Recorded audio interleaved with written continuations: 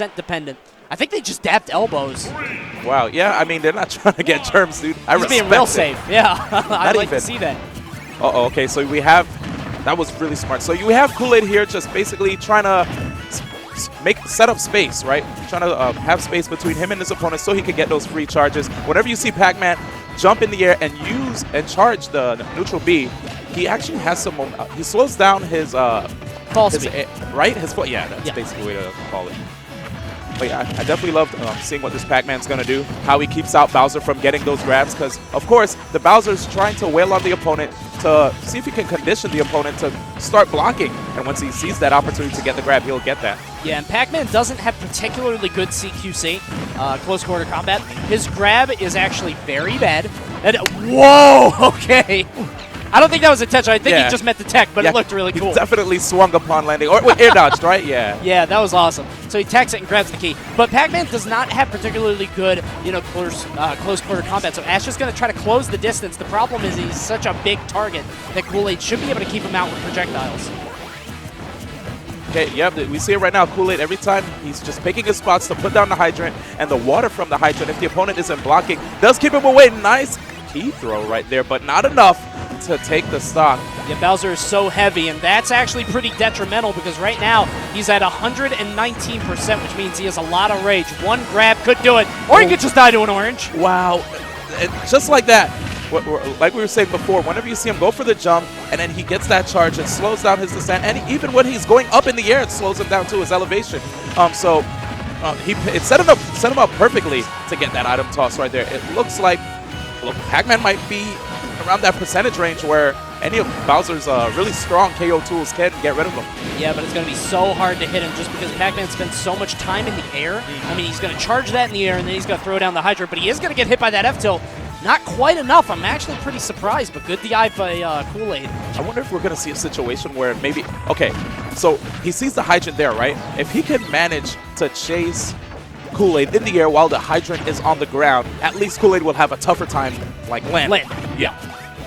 So right now 129%. He does get the down tilt. That is going to wrap up that stock. 74%, but for Bowser, that's nothing. Yeah, to be honest, I think Bowser would rather have that rage. Yep. So that's going to be a scary situation for Chef Pac. They're trying to both get rid of that hydrant there. Neither of them were able to do it right there. Got him with the down tilt, but 99% goes for something wild. I don't know what that was, but maybe just a misinput. 104%. There's the up B out of shield. I'm surprised actually we haven't seen more of that whenever they're really close to each other, you know? Definitely was expecting to see more of that. It's a real good get off me move. And again, just he keeps catching the key, which might put, okay, I like what, so I really like what Koolaid's doing. Using the up B, unblockable move if he gets near the opponent. Oh, he's got that bell. It's so scary. He could C-drop it. He tried to throw it, and he used the water to try to trick Ash. Get hit by that, because if he gets hit by a bell, it's definitely over for him. Oh, yeah. So much stun on that. Ooh, the F-tilt's going to do it. 62%. Tries to get the grab, but slightly mistimes it. But one grab might do it. There's the up throw. Goes for the upper. Not quite. Yeah, really great air dodge right there just to bait that threat. Good bait. Okay. Good bait, because he knew that he died from the orange before. So he's like, okay, he's going to air dodge this. I'm going to run out there and hit him with the Nair. Nair is probably Pac-Man's... it's got to be Pac-Man's strongest move. Like, it must be. It's definitely his strongest aerial, I can tell you that. It's so strong, comes out immediately. So good stuff there. And by strong, I don't mean, like, kill power. I just mean by how fast it is. I mean, it's so quick. Yeah, back air is definitely another good tool that Pac-Man has as well. But he's a lot of great aerials. F air is so good for combos. If you just short hop, kick, like, feels so good. You can short hop Nair, like, oh. Decent for approaching as well, right? You could, like, weave back as you use it. He's got pretty good aerial momentum. And he uses that to kind of stay out of Bowser's grab range. I mean, we saw Ash grab once last game. Yeah. I mean, not many times at all. He went for two. One of them he actually landed. And then in Koolaid's first stock, he actually whiffed the grab earlier. So not many opportunities for him. Koolaid there. He pretended like he was going to jump in front of his shield, and then he just did a double jump into Hydrant. Ash just kind of getting mixed up there. Just looks like Koolaid is one step ahead of him at all times. I'm actually really impressed with the way he managed to get that grab there. You don't really see too many Pac-Man mains manage to get the grab, as it has a lot of cooldown. So if you miss, you'll pay dearly. the up throw. Nothing going to come out of that, but 142 in less than a minute on Ash. He has to be more careful about taking damage. I thought that was it again. I'm loving the aggressive edge guards here from Koolaid. You know, he's not trying to let Bowser think he could just come back and grab the edge freely. He's going to have to avoid this obstacle course of projectiles and attacks from That's Koolaid. an excellent way to put it. I like that. That's good. It's like a Ninja Warrior course. Right? It's so hard to get through this.